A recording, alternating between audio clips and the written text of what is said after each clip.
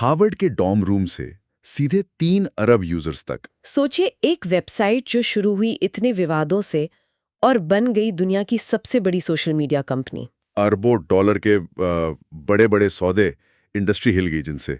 और वो विवाद जिन्होंने पूरी दुनिया में सुर्खियां बटोरी। फेसबुक से मेटा और अब मेटावर्स और एआई पर इतना बड़ा दांव। तो क्या यही कंपनी हमारे डिजिटल दुनिया का भविष्य लिखेगी? आज हम इसी कंपनी की कहानी को परत दर परत समझने की कोशिश करेंगे, जिसने हमारी ऑनलाइन जिंदगी को पूरी तरह बदल दिया है। हाँ, और ये कहानी शुरू होती है 2003 में हार्वर्ड यूनिवर्सिटी से। एक छात्र, बिल्कुल, मार्क ज़करबर्ग, तब सिर्फ 19 साल के थे और उन्होंने बनाई फेसमाश नाम की एक वेबसाइट। फेसमाश। हाँ, इसमें वो हार्वर्ड की छात्राओं की तस्वीरों को कंपेयर करके रेटिंग होती थी। जी हाँ, और जाहिर है ये काफी विवादास्पद रहा। कितना? मतलब चंद घंटों में ही बंद करना पड़ा था ना इसको? हाँ, महज 4 घंटे चले, 450 विजिटर्स, 22,000 फोटो व्यूज। और फिर हार्वर्ड एडमिनिस्ट्रेशन ने इसे बंद करवा दिया, प्राइवेसी सिक्योरिटी का हवाला देकर। ज़करबर्ग पर तो निष्कासन का खतरा भी मंडरा रहा था, पर बच गए। लेकिन इस छोटे से विवादित प्रोजेक्ट ने 2 चीजें साफ कर दी। एक तो ज़करबर्ग की टेक्निकल स्किल्स, और दूसरी कॉलेज छात्रों के बीच एक ऑनलाइन सोशल स्पेस की कितनी जबरदस्त जरूरत थी। और बस यहीं से द फेसबुक आइडिया आया। जनवरी 2004 में कोडिंग शुरू। हाँ, ज़करबर्ग अकेले नहीं थे। एडुआरो सेवरिन थे जो बिजनेस साइट देख रहे थे, डस्टिन मॉस्कोविट्ज प्रोग्रामिंग में, एंड्रू मैकॉलम ग्राफिक डिजाइनर, और क्रिस ह्यूज प्रमोशन के लिए। 4 फरवरी 2004 द फेसबुक लॉन्च हुआ, सिर्फ हार्वर्ड के छात्रों के लिए। और शुरुआत कैसी रही? लोगों ने अपनाया इसे? अपनाया, हाथों हाथ लिया। पहले 24 घंटे में ही 1200 से ज्यादा छात्र जुड़ गए। बाप रे। और 1 महीने के अंदर हार्वर्ड के आधे से ज्यादा अंडर ग्रेजुएट्स इस पर थे। तो ये साफ था कि लोग ऐसा ही कुछ चाह रहे थे। फिर ये सिर्फ हार्वर्ड तक तो सीमित नहीं रहा होगा? नहीं, बिल्कुल नहीं। मार्च 2004 तक ही कोलंबिया, येल, स्टैनफोर्ड, दूसरी बड़ी आईवी लीग यूनिवर्सिटीज में भी फैल गया। और ये जो स्ट्रैटेजी थी ना कि शुरुआत में सिर्फ टॉप यूनिवर्सिटीज पर फोकस करो, इसने प्लेटफॉर्म को एक एक्सक्लूसिव और भरोसेमंद पहचान दी। Smart move. बहुत। और फिर सिलिकॉन वैली। हाँ, 2004 की गर्मियां, पूरी टीम पालो आल्टो कैलिफोर्निया शिफ्ट हो गई। ये एक बहुत बड़ा कदम था। और वहीं जून 2004 में पेपाल के को-फाउंडर पीटर थील ने पहला बड़ा निवेश किया, $5 लाख का। ये सिर्फ पैसा नहीं था ना? नहीं, बिल्कुल नहीं। ये सिलिकॉन वैली का एक तरह से ठप्पा था, एक भरोसा जिसने आगे तेजी से बढ़ने का दरवाजा खोल दिया। और यूजर्स कितने हो गए थे तब तक? दिसंबर 2004 आते आते फेसबुक 1 मिलियन रजिस्टर्ड यूजर्स का आंकड़ा पार कर चुका था। 1 मिलियन। ये ग्रोथ कमाल की थी। और यहीं से वो नेटवर्क इफेक्ट शुरू हुआ, जितने ज्यादा लोग उतना बेहतर प्लेटफॉर्म। फिर 2006 में एक बड़ा फीचर आया, न्यूज फीड।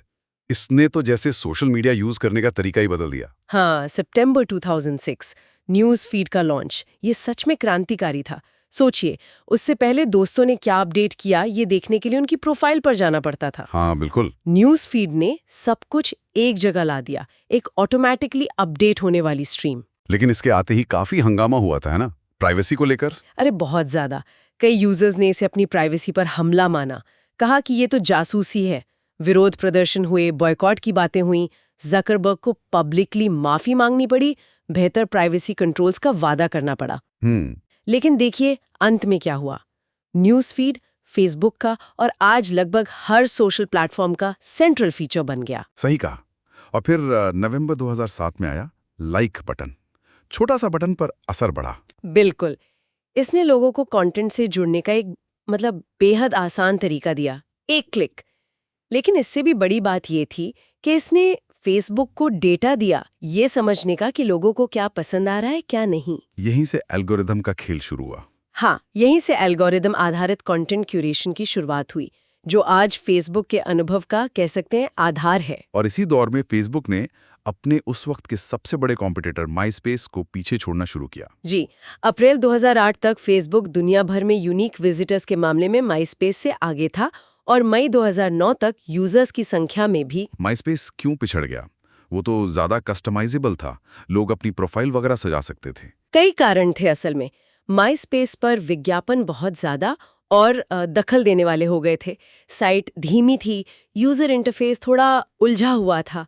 हाँ, कस्टमाइजेशन था, पर उसे इस्तेमाल करना उतना आसान नहीं था। अच्छा। दूसरी तरफ फेसबुक, साफ सुथरा डिजाइन, असली पहचान पर जोर, अनुभव ज्यादा स्मूथ। इसने सिर्फ टीनेजर्स को नहीं बल्कि बड़े उम्र के लोगों को भी खींचा। और फेसबुक ने दूसरों की गलतियों से भी सीखा, जैसे फ्रेंडस्टर वगैरह। बिल्कुल, फ्रेंडस्टर और दूसरी पुरानी साइट्स तकनीकी दिक्कतों और वो क्या कहते हैं स्केलेबिलिटी इश्यूज की वजह से डूब गईं। मतलब जैसे जैसे यूजर बढ़े वो संभाल नहीं पाई। फेसबुक ने शुरू से ही अपने इंफ्रास्ट्रक्चर पर बहुत ध्यान दिया, भारी निवेश किया ताकि वो तेजी से बढ़ सके और प्लेटफॉर्म स्टेबल रहे। समझ गया। फिर आया 18 मई 2012, फेसबुक का आईपीओ, मतलब कंपनी स्टॉक मार्केट में आ गई। उम्मीदें तो बहुत ही ज्यादा थी। जाहिर है, टेक इतिहास के सबसे बड़े आईपीओज में से एक था वो। शेयर की कीमत रखी गई $38, करीब $16 अरब जुटाए गए और कंपनी की वैल्यू $100 अरब से ज्यादा। लेकिन शुरुआत अच्छी नहीं रही। हाँ, सुना है स्टॉक काफी नीचे गिर गया था। क्यों? दो मुख्य कारण थे। एक तो लिस्टिंग वाले दिन ही नैस्डैक एक्सचेंज में तकनीकी गड़बड़ियां हो गई, जिससे ट्रेडिंग ठीक से नहीं हो पाई। और दूसरा, निवेशकों को बहुत बड़ा शक था कि क्या फेसबुक मोबाइल पर भी पैसा कमा पाएगा। उस वक्त मोबाइल नया नया था और फेसबुक ज्यादातर डेस्कटॉप पर चलता था। तो कितना गिरा था स्टॉक? सितंबर 2012 तक गिरते गिरते $18 से भी नीचे आ गया था। मतलब आईपीओ प्राइस से लगभग आधा। बड़ी चिंता थी कि क्या फेसबुक अपनी ग्रोथ बनाए रख पाएगा, खासकर मोबाइल पर। लेकिन फिर वापसी हुई।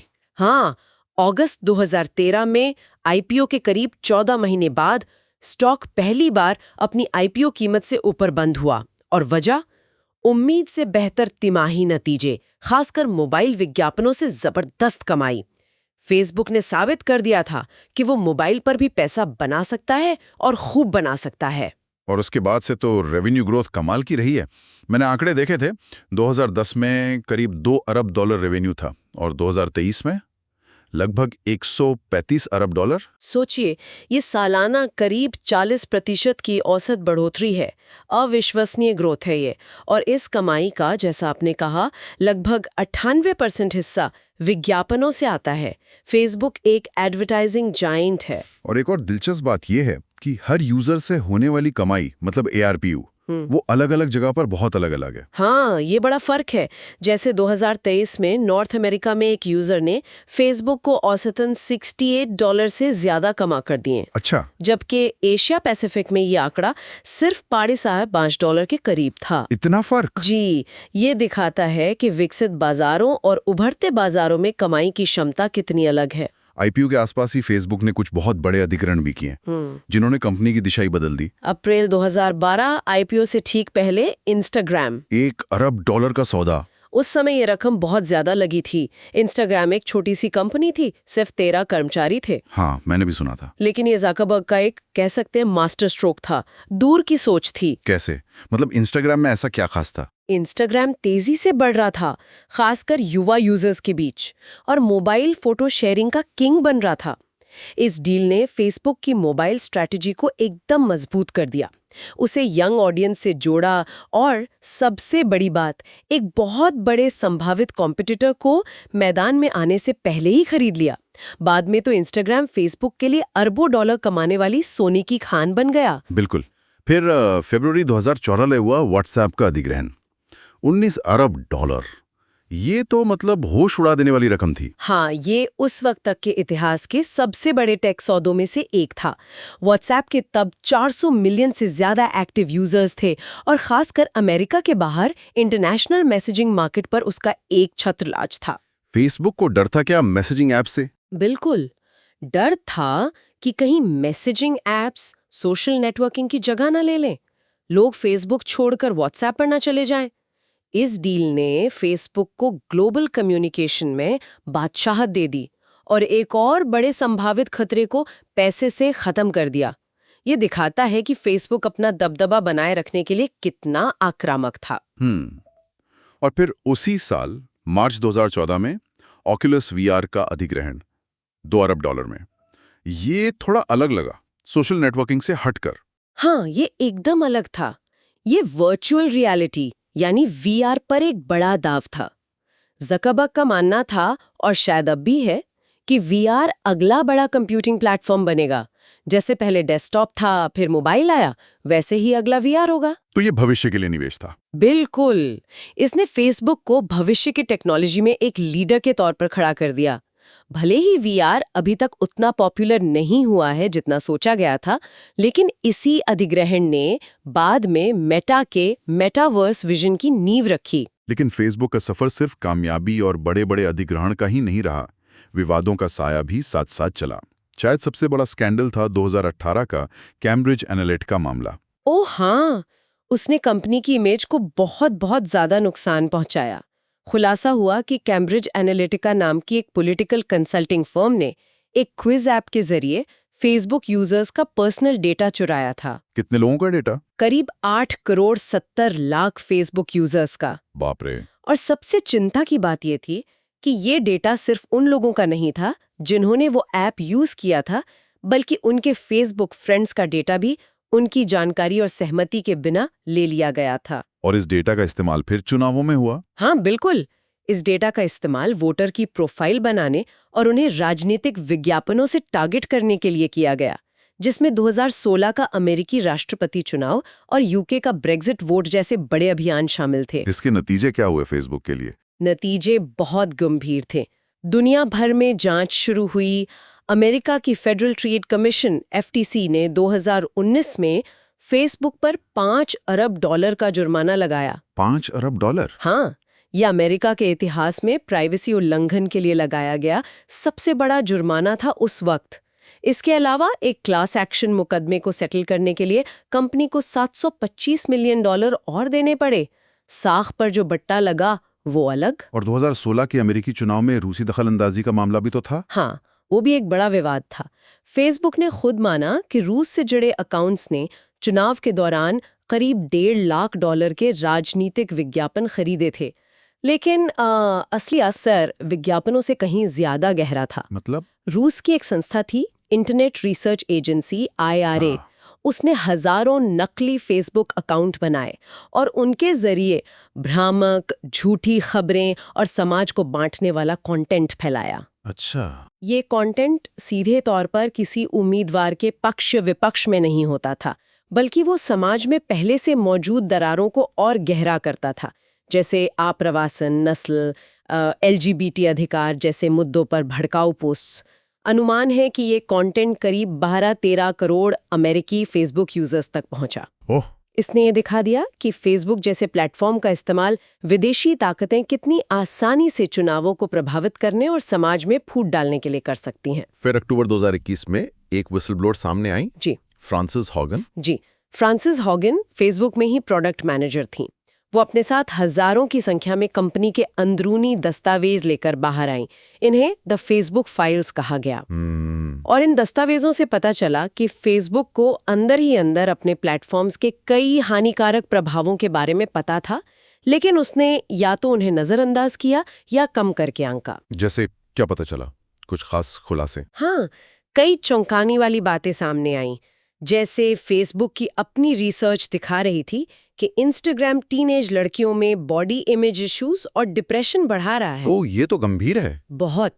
यूके की 13.5% टीनेज लड़कियों ने कहा कि इंस्टाग्राम इस्तेमाल करने के बाद उनमें आत्महत्या के विचार बढ़े हैं।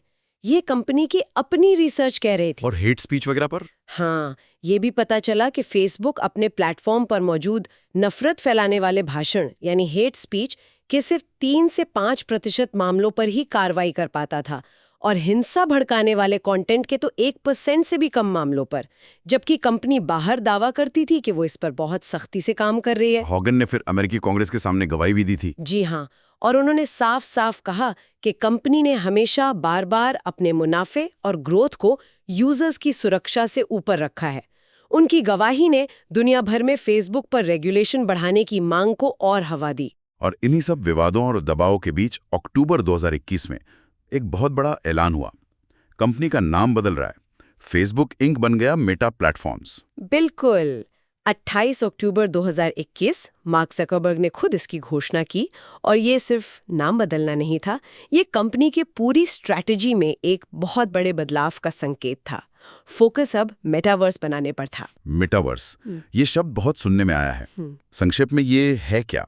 मेटावर्स का विजन है एक तरह का 3D इंटरनेट, इंटरकनेक्टेड वर्चुअल दुनियाएं, जहां लोग अपने डिजिटल अवतार के रूप में मिल सकें, काम कर सकें, खेल सकें, घूम सकें, शॉपिंग कर सकें। ज़करबर्ग ने इसे मोबाइल इंटरनेट का अगला पड़ाव बताया। हालांकि ये भी कहा गया कि शायद ये रीब्रांडिंग फेसबुक नाम के साथ जुड़ गए इतने सारे विवादों से पीछा छुड़ाने का एक तरीका भी था। और इस मेटावर्स वाले विजन पर पैसा भी खूब लगाया गया है, रियलिटी लैब्स डिवीजन में बढ़ाया गया है। मेटा का जो रियलिटी लैब्स डिवीजन है, जो मेटावर्स और VR AR पर काम कर रहा है, उसने 2020 के अंत से लेकर अब तक लगभग $70 अरब का ऑपरेटिंग घाटा उठाया है। $70 अरब का घाटा? हाँ, और कमाई कितनी हुई है इससे? सिर्फ $9 अरब के आसपास। अकेले 2025 की दूसरी तिमाही में ही $4.5 अरब से ज्यादा का घाटा हुआ। तो ये एक बहुत बहुत महंगा दाव है। क्या इसमें कुछ सफलता मिली है अब तक? कोई प्रोडक्ट चला है? रे-बैन, मेटा स्मार्ट ग्लासेस जैसे कुछ प्रोडक्ट्स ने उम्मीद से बेहतर परफॉर्म किया है, लोग उन्हें खरीद रहे हैं। लेकिन जो कोर प्रोडक्ट है, क्वेस्ट सीरीज के VR हेडसेट, वो अभी भी आम लोगों के बीच उतने पॉपुलर नहीं हो पाए हैं। वो मेटावर्स का बड़ा सपना अभी भी काफी दूर की कौड़ी लगता है। मेटावर्स के साथ साथ अब कंपनी का फोकस AI पर भी बहुत ज्यादा दिख रहा है। बिल्कुल, आर्टिफिशियल इंटेलिजेंस अब मेटा की कह सकते हैं मुख्य ताकत बनता जा रहा है और वो इसे हर जगह इस्तेमाल कर रहे हैं। विज्ञापनों को बेहतर तरीके से टारगेट करने में, कंटेंट को मॉडरेट करने में, यूजर के अनुभव को पर्सनलाइज करने में। मेटा AI असिस्टेंट भी है उनका? हाँ, और उसके 1 अरब से ज्यादा मंथली एक्टिव यूजर्स हो चुके हैं। ये बहुत बड़ा नंबर है। और विज्ञापनों में AI का इस्तेमाल कैसे हो रहा है? 2025 में उन्होंने घोषणा की कि यूजर्स के AI के साथ जो इंटरैक्शंस होंगे, उनका इस्तेमाल करके उन्हें और ज़्यादा पर्सनलाइज्ड कंटेंट और विज्ञापन दिखाए जाएंगे। इसके अलावा AI से वीडियो एड्स की ऑटोमेटिक डबिंग, खास तरह की इमेज बनाना, विज्ञापनों के लिए कस्टम म्यूजिक तैयार करना, ऐसे कई नए टूल्स लाए गए हैं एडवर्टाइजर्स के लिए।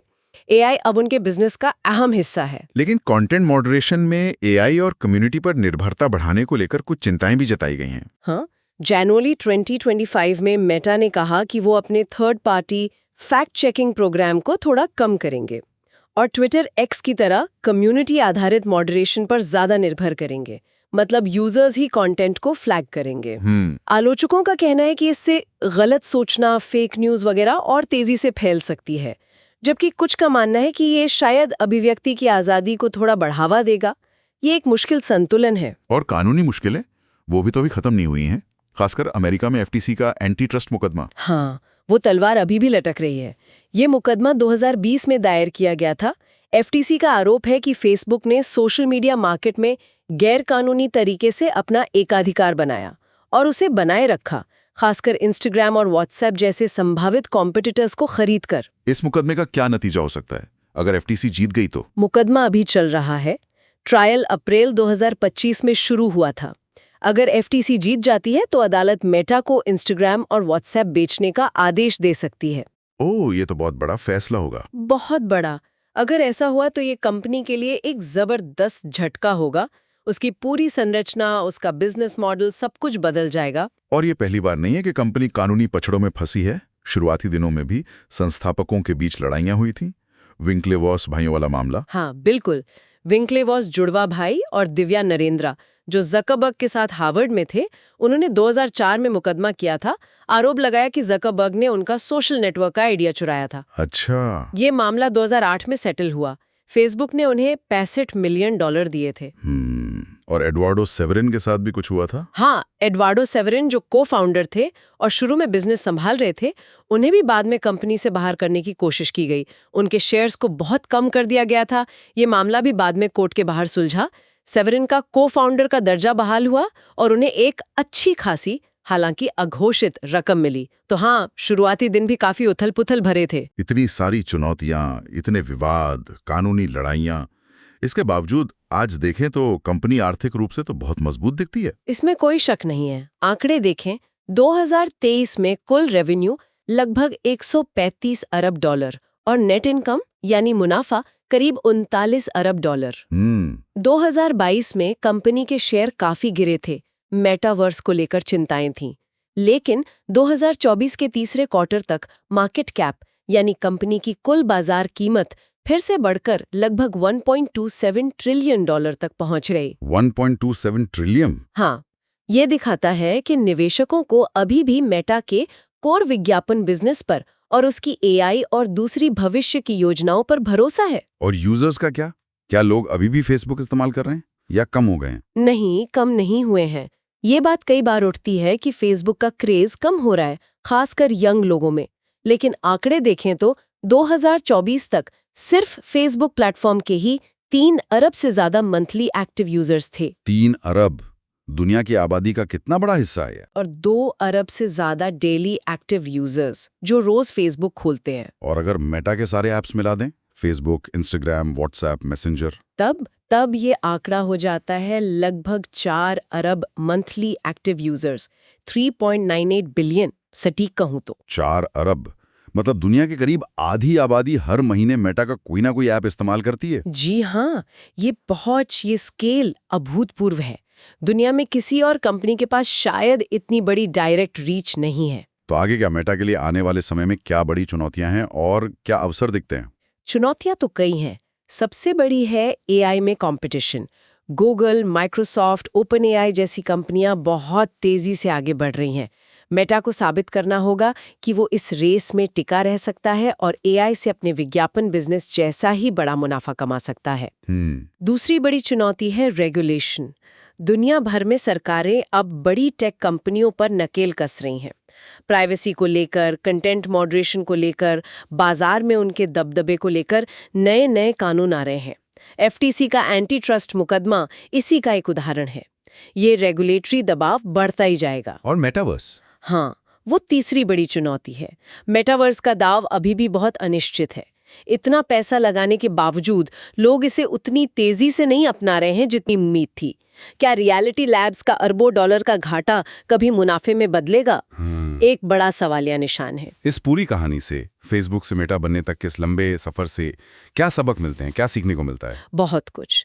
ये कहानी दिखाती है कि टेक्नोलॉजी की दुनिया कितनी तेजी से बदलती है, इनोवेशन कितना जरूरी है, कंपटीशन कितना निर्मम हो सकता है, और कंपनियों को लगातार बदलते नियमों और समाज की उम्मीदों के हिसाब से खुद को ढालना पड़ता है। और मुनाफे पर ध्यान देना काफी नहीं है, आपको समाज पर पड़ने वाले असर के बारे में भी सोचना होगा।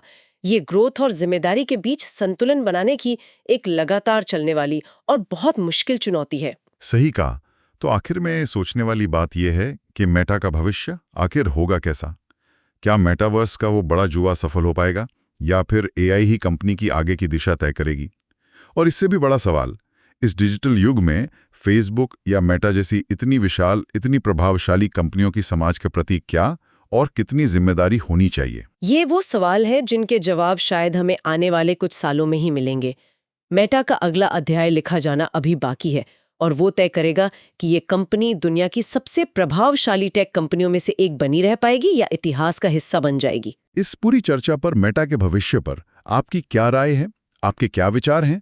हमें नीचे कमेंट सेक्शन में जरूर बताइएगा। अगर आपको ये जानकारी, ये विश्लेषण पसंद आया तो इसे लाइक जरूर करें और आगे भी ऐसी ही ज्ञानवर्धक, दिलचस्प चर्चाओं के लिए हमें सब्सक्राइब करना ना भूलें।